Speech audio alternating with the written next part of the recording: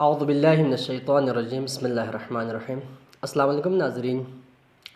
ہر انسان چاہے وہ زندگی کے جس شعبے سے تعلق رکھتے ہیں،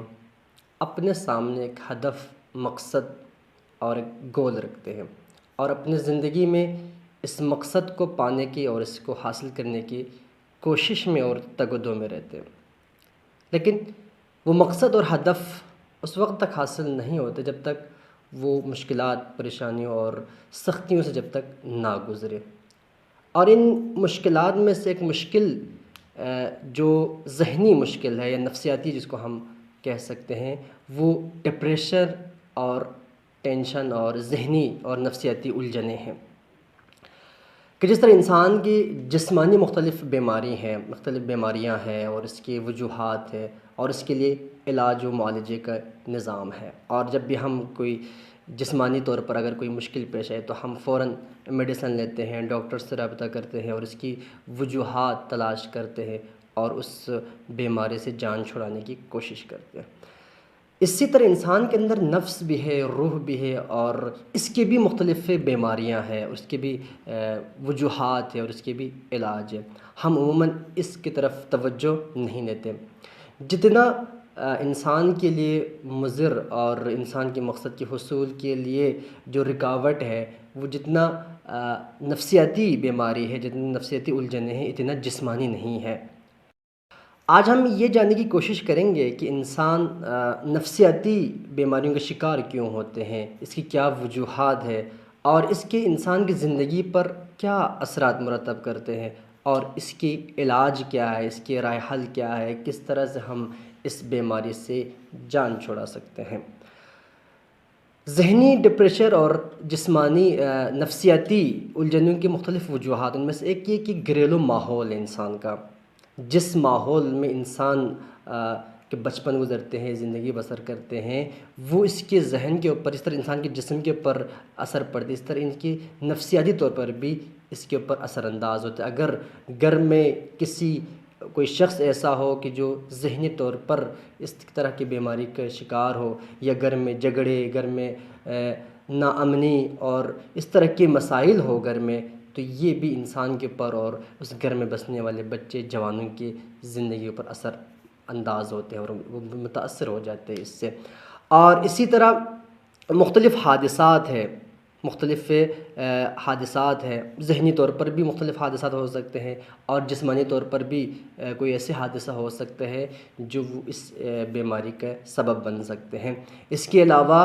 محرومی ہے، ناکامیاں انسان کے، اگر کسی میدان میں یا کسی فیلڈ میں ناکام ہو جاتے ہیں یا اس کسی چیز سے محروم ہو جاتے ہیں، تو یہی چیز انسان اپنے ذہن میں سوار کر دیتے ہیں، اور یہ چیز سبب بنتے ہیں کہ انسان کی ذہنی اور نفسیاتی بیماریوں کا، اور یہ چیزیں انسان کی زندگی کے اوپر اور انسان کے عمل کے اوپر، انسان کے رویے کے اوپر بہت اثر انداز ہوتے ہیں۔ سب سے پہلے یہ کہ انسان مایوس رہتا ہے، افسردہ رہتا ہے، اور ہمیشہ کسی خیال میں، کسی سوچ میں گم رہتے ہیں،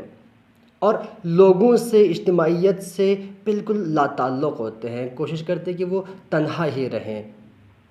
اور لا تعلقی اختیار کرنا چاہتا ہے۔ اگر وہ کسی اجتماع میں بھی ہو، کسی محفل میں بھی ہو، تو اس کا جسم ہوتا ہے لیکن ذہن کہیں اور رہتا ہے۔ اگر بچہ ہو تو بظاہر وہ کلاس میں ہوتے ہیں، اسکول میں ہوتے ہیں، لیکن اس کا جو ذہن ہے وہ کہیں اور ہوتے ہیں۔ اس کی زندگی میں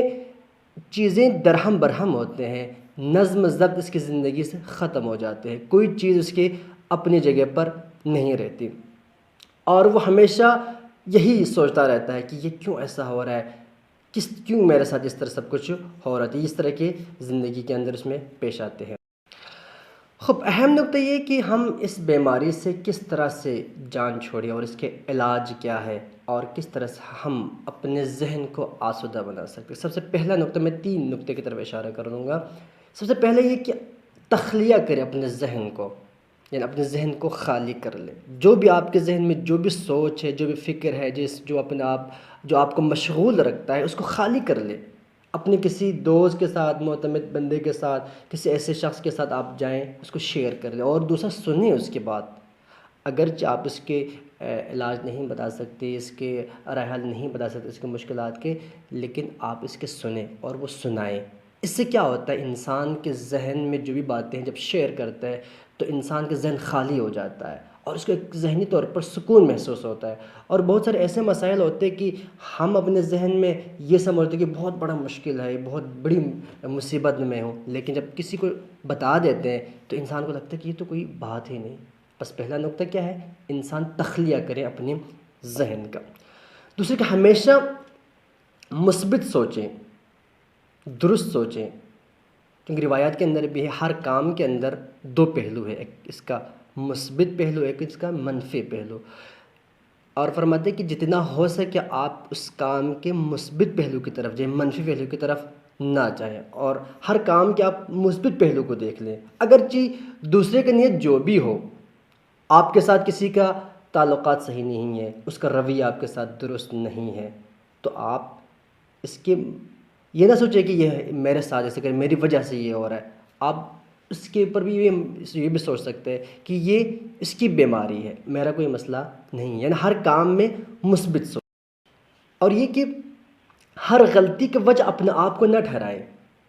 آپ کسی بھی وجہ سے کسی بھی فیلڈ میں اگر ناکام ہو جاتے ہیں، کسی چیز سے محروم ہو جاتے ہیں، تو اس کی وجہ اپنے آپ کو نہ ٹھہرائیں۔ اس کی بہت سارے بھی ریزن ہو سکتے ہیں، کوئی اور بھی وجہ ہو سکتا ہے،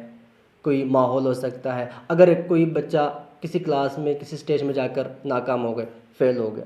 تو اس کی پورے وجوہات اپنے آپ کو نہ ٹھہرائیں کہ میری وجہ سے ہی میں فیل ہو گیا ہوں۔ نہ، ماحول کی وجہ سے ہو سکتا ہے، ٹیچرز کی بھی وجہ سے ہو سکتا ہے، والدین کی وجہ سے ہو سکتا ہے۔ خوب جب آپ ہر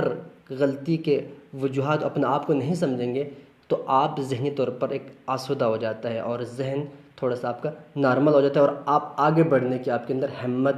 اور آپ کے اندر شوق و جستجو پیدا ہو جاتے ہیں۔ خوب اگر ہم ان